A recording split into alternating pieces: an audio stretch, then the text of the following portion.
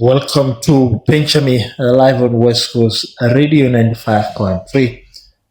This is the segment, State of the Nation, and today we are very much honored to have a special guest, not new. He was here last week, and he is always, I love his energy that anytime we call him for national issues, he's always going to be there. But we have to ask the fundamental question, and that is today we're going to discuss activism. And when we talk of activism in this country, Edward Francis Smalls always comes to mind that he was, or he is, we can say, the pioneer of activism in this country. He challenged colonial injustice, championed workers' rights, and laid the foundation for political consciousness and organized civic action in this country. And then decades after has gone, we have so many political, social, and civil rights activists who followed his path. And during all these periods, we have activism in this country really taken so much immense contribution towards the democratization of this country. But fundamentally, we have so many challenges that activism is facing in this country, ranging from political polarization, intimidation, misinformation, and limited political or civic education, and financial constraint, and so many. And the question is not whether activism is needed in this country. The fundamental question is what kind of activism do we have to ensure in this country to strengthen our democracy and culture and nurture the peace and unity of this country and accelerate development of this country. Exploring that, this critical issue, causes us to be very much honored to welcome the most critical voice, or we can say the leading voices in this country as far as the advocacy on good governance, human rights, and citizenship participation is concerned. And none other we have but Mr. MADI JOBARTEH. Mr. JOBARTEH, welcome back to PENCHA. Thank you. Good to be here once more. This is the State of the Nation, not face to face. Okay. The State of the Nation. It's 3 to 4 o'clock. Okay. All right. Face to face is 5 to 6. Yeah. Okay. All right. Well, it's still the PENCHA show. Yeah, still the PENCHA. So good to be here. I think it's an important platform. Yeah.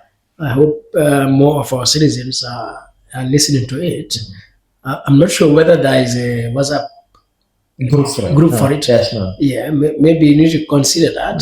Yeah. And people can also share. Yeah. Because pertinent issues are really discussed down here. Yeah. So, keep it up. It's important to have that WhatsApp. And from henceforth, from your suggestion, we're going to do it. Right away from the program, we will set up a WhatsApp group I think so. Definitely. Pick it up from there. Yeah. Yes, and thank you very much for taking your time once again to join us. Yeah. Yes, we go straight to the discussion. The topic is activism in this country, challenges and way forward. Now, my first question would be, in your own philosophy, how do you define activism? Yeah, so activism, I take it to be very obvious. If you take it from a lexicon or grammatical point of view, is to be active, but to be active for justice, be active for rights, to be active for the law, the rule of law to be upheld, to be active for the public good.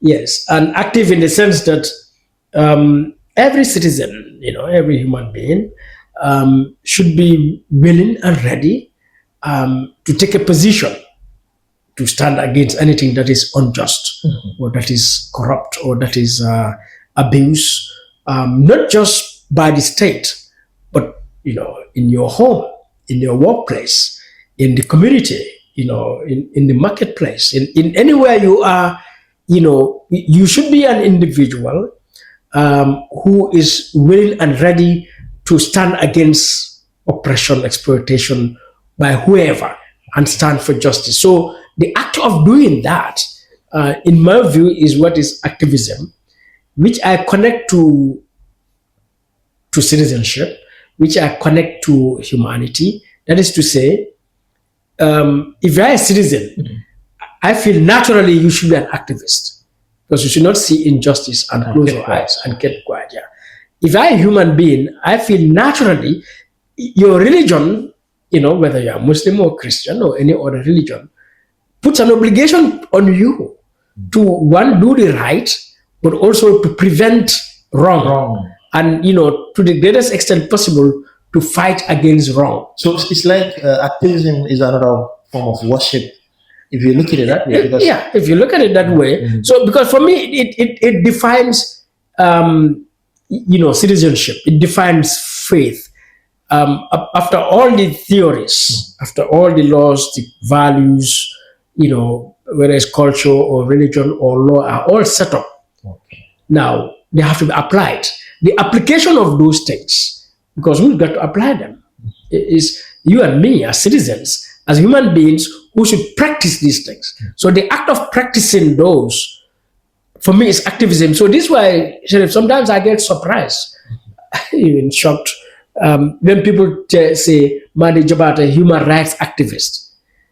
Like, I'm like, okay, why are you calling me an activist? Like, singling me out? Because for me, Sheriff is an activist. For me, President Barrow is an activist. For me, Usaid Dabo is an activist. Imam Fati is an activist. For me, Bishop, Mbende is an activist. Because I presume they will all act in the right way. They will all defend what is right and refuse what is wrong. So being a citizen, a human being, for me, by nature, you should be seen standing for justice. So if that is the case, for me, everybody is an activist. So if you say MADI JOBARTEH, human rights activist, I'm like, okay, what does this mean? So you are not activist? Am I the only who appointed me as activist? I think that definition is very accurate. In fact, I'm getting a broader view of looking at it like in all areas as you are defending what is right and what should be and against what is wrong. You are an activist. I think so. That's a brilliant definition. And I think if that is simplified to that level, people understand, I think MADI is right that if I sit here and see that something is wrong or done against the law, and I watch it, I'm participating in the wrong activity that is injustice. If I see you are being slapped and I have not done anything about that slapping you is wrong, then I'm participating in the wrong. Exactly. So me resisting, no, you can't slap money because that's absolutely wrong. You can't do that. Yeah, and that is an important point you made there. If you see wrong, you did not do anything. You've become complicit. Yeah, you've become a participant. You've encouraged abuse and corruption and so on. And so, Sheriff, when we come now to this point and people say all the things happening in the Gambia, well, in a way, because we are all complicit, we allowed it. Because our constitution, our culture, our religion requires us to be activists, to do the right and to stand against what is wrong. If we all fail to do that, or if most of us fail to do that, then we are going to have a situation where the wrong will prevail. And that is what we face in this country, not just today, but since independence. And yet we are the same people who come to complain.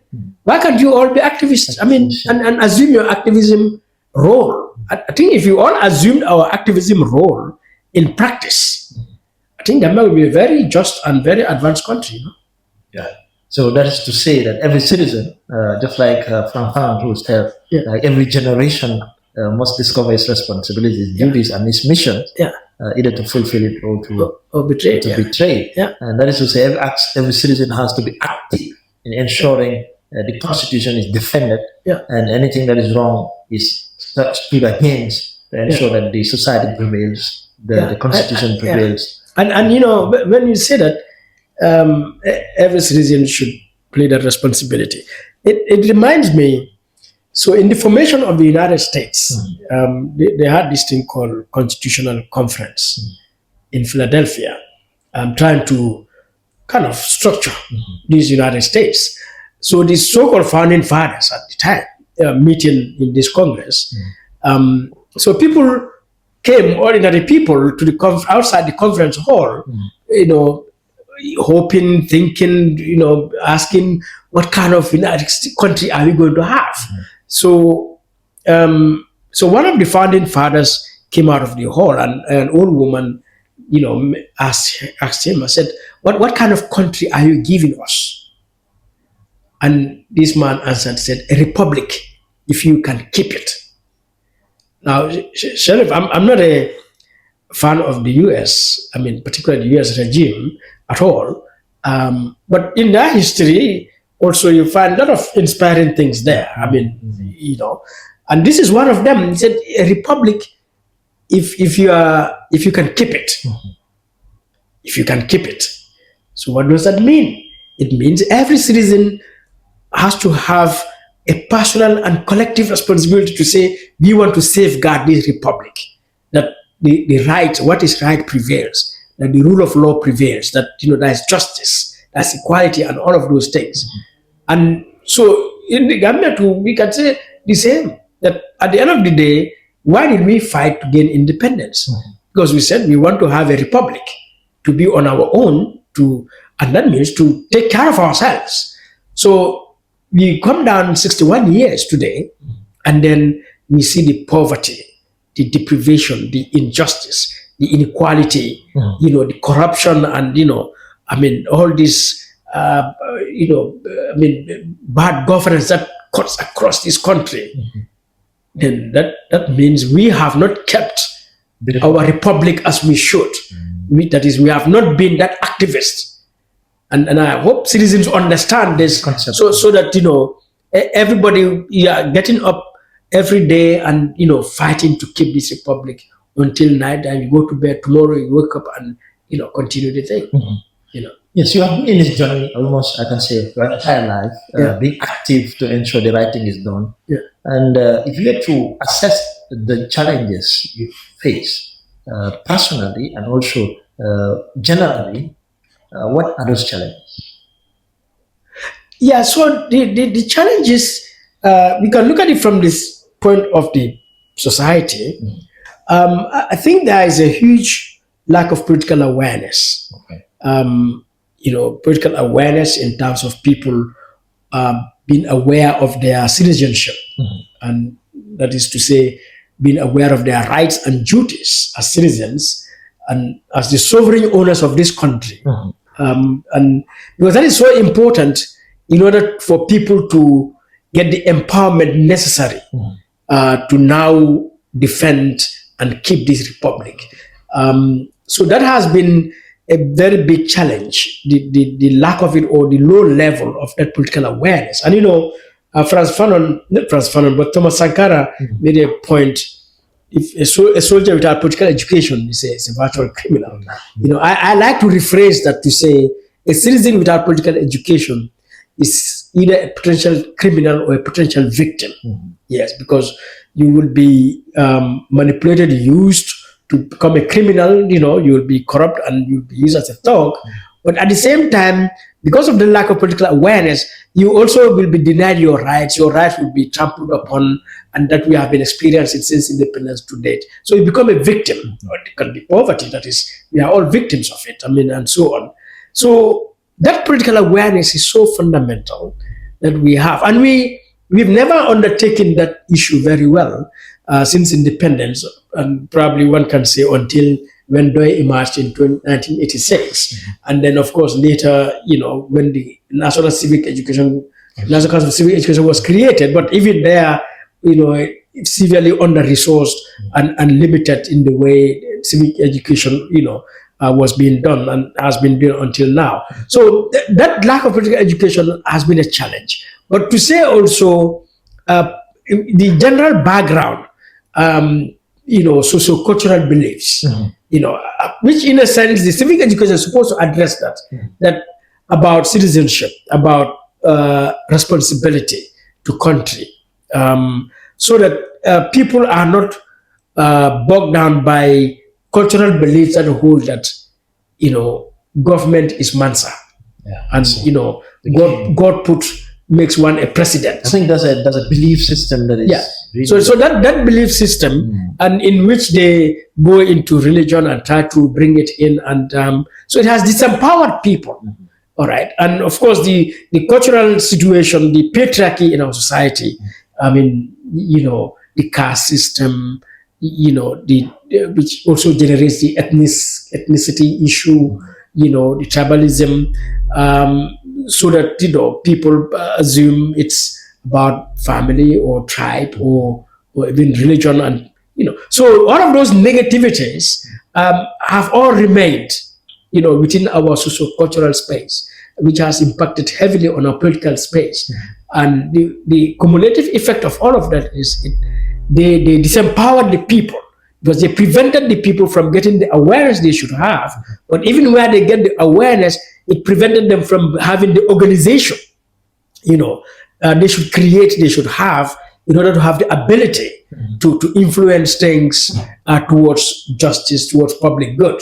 So corruption is rewarded, abuse of power is rewarded. You find people rallying around a political party or a politician that they know very well is a corrupt politician or a political party, but because of influences of tribe, of religion, of caste and family and so on.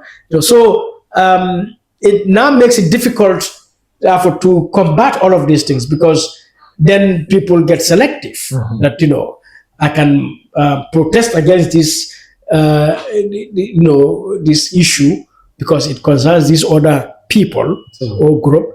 But cannot do it because this group of people are close to me. Or so for them, what they do is okay. Selective.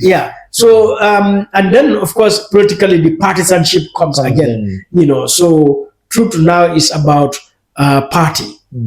Truth is seen, every information message, every issue is seen from a party lens. So and that determines the truth.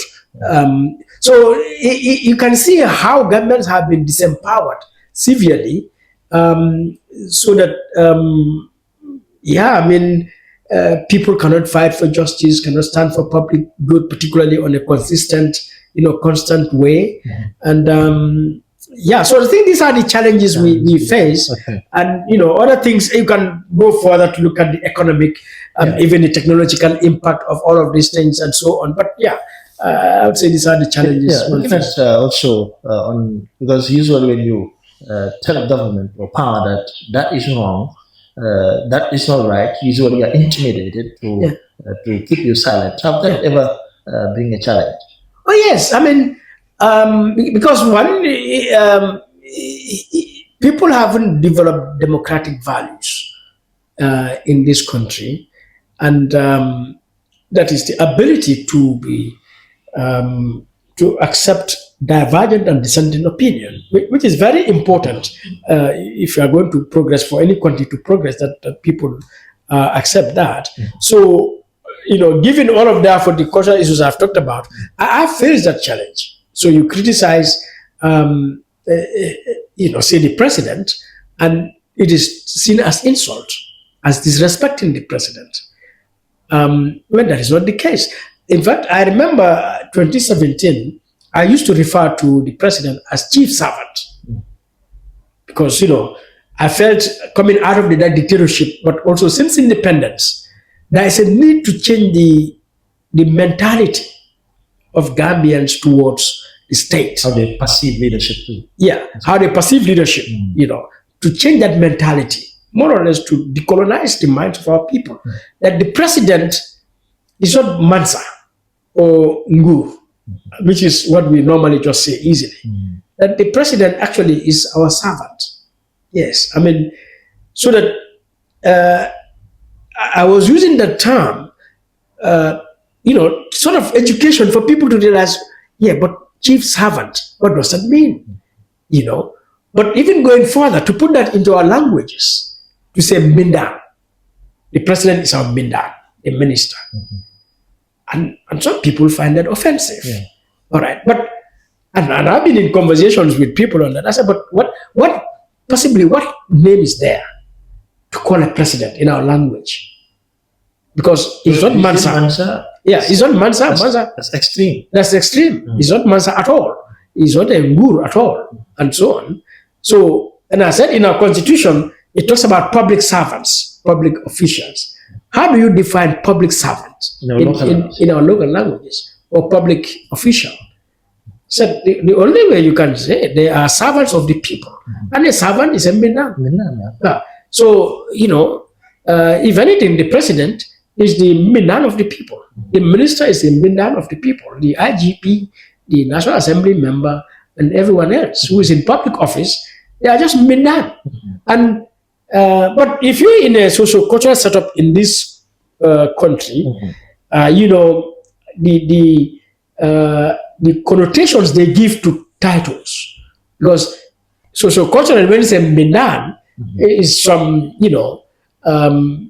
irrelevant household help over there that you don't care about and stuff like that. I said no, but a worker is a Mindan, because if I employ you or you employ me, I'm your Mindan. Yeah, you've Mindan.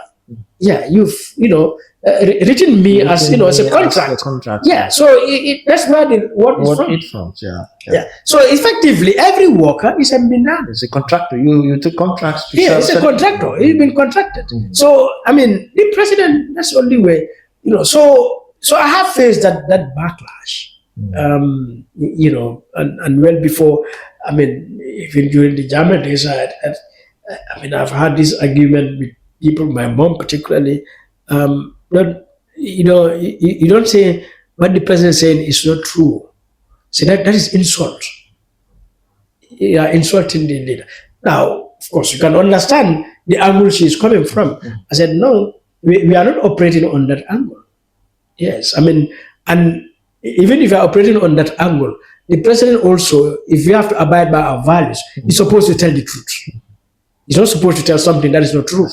So if he says what is not true, then naturally it is going to generate that response to say, look, what the president said is not true. So again, going back to the challenges we face, the need for that political awareness, for that civic education, which is what is affecting, therefore, the activism that is required in this country. Yeah. So the young coming advocates or activists, what do you think they must put into consideration in their active duty to defend what is right and also against what is wrong? Today I was talking about that at a school graduation prize, what do you call it, speech and prize giving ceremony at Old Yundum Upper Basic. I said character, competence, and commitment. Yes. Now, to have character, to have competence, to have commitment requires a lot of capacities, that one needs to have, and so on. So, Sheriff, around 2016, towards 2016, I saw a lot of activism emerging, in the country, going into 2017. I had a plan at the time to say, I call it activism farm, like garden, a farm. The idea was to, bring activists to, provide necessary training and, mentoring guidance so that, because what I have seen, one, there is the enthusiasm, the passion for activism, people agitating, getting up, and so on. But, it requires more than that. It requires strategy. Yes, it requires strategy. It requires perseverance. It is not just standing talking. No, it's not just standing talking in front of some place and protesting. There has to be a strategy. Yes. Otherwise, in the end, the gains would either not come, or they'll be very little or very slow to come, and then they cannot also be sustained. And we've seen that happening from 2017 to date. We've got a lot of activist movements and a lot of, let's say, protests that activists are known for. but still, it hasn't brought the greater effect, the impact. I mean, that was Occupy Westfield, for example. That was the Dafadoy protest. That was Bring Down the Tariffs protest. I mean, and all the way down to the Gala protest, and which have been going on over time. As important and necessary as they are, when you look at the broader scheme of things, we've not still impacted on the overall governance of this country. Because at the end of the day, to bring that impact would require more than one organization, would require more than one or few protests, here and there. So it will require sustainability. It will require swelling the numbers. How do we get the market women, the mom and dads at home, the public servants, the civil servants, the youths, people across the country, all involved, so that you create impact, momentum, and create the impact. Now that is not easy anywhere, though. Yes, if anyone tells you that is easy, no, because to one would have to sit down to look at the strategy. Let's say if you want to do a protest for electricity, what strategy would be required to really make an impact? All right. So, of course, in that strategy is how do we make sure instead of 100 people coming, we are seeing 10,000 people come. All right. But also, how can we make sure instead of one organization or two organizations, but a network of organizations come. Yeah, and not just organizations in the civil society, but how do we make sure businesses take part in it, and so on. Now that I know is a very tough call. Particularly in a country like the Gambia, it is not going to be easy. In other countries, it's in South Africa, they have a whole, trade unionism at a level, and that when they call, like tens of thousands of people come. They have trade unions for drivers, trade union of miners, trade union in the health sector, and so on. If you go to France or any European, you will find those things there. But that's something that has developed over time. Now, if you come to this country, trade unionism has been here for the past 100 years, but it has still not developed to a level that it can make impact. Because we have big trade union organizations. We have teachers associations, we have lawyers associations, we have doctors associations. We have other associations of dock workers and so on. But do they all have the awareness to, let's say, deal with electricity? So that if there is something happening about electricity, why are the teachers union not part of it? Why are the farmers association not part of it? Why are the taxi drivers association and so on not part of it? So I had this idea, therefore, how do we bring these activists together? I must say I have failed to make it happen. Maybe resources, or also I'm studying the environment, because 2016, 2017, you hear voices, and then along the way, some of those voices are now, in fact, with government. Some have disappeared completely. So sometimes you wonder, okay, maybe we take our time and see who is going to last, and so on. But yes, activism, for it to have impact, effect, it has to have strategy. And there are countries that have reached that level because they've developed this thing over time. Now, for us, starting now, it is something that needs to be done. It needs to be discussed. We need to have a conversation about it. Even as we continue to have the ad hoc protest, the one-time protest, the one organization protest, because those are all going to be the building blocks anyway. So, but as those things are going on, it is also important for those involved in these things to bear in mind that ultimately, if we are going to defend this republic, if we are going to keep this republic, not all the people, but we have to have most of the people to be there. And that is a matter of strategy. How do we make that happen? Now, strategy is ideas, but it's also about resources, financial resources. It's about time. Some people are in activism more or less as a part-time thing. they have other things to do. They're busy with other things, and so many challenges. But it's something that is non-negotiable anyway. Yeah.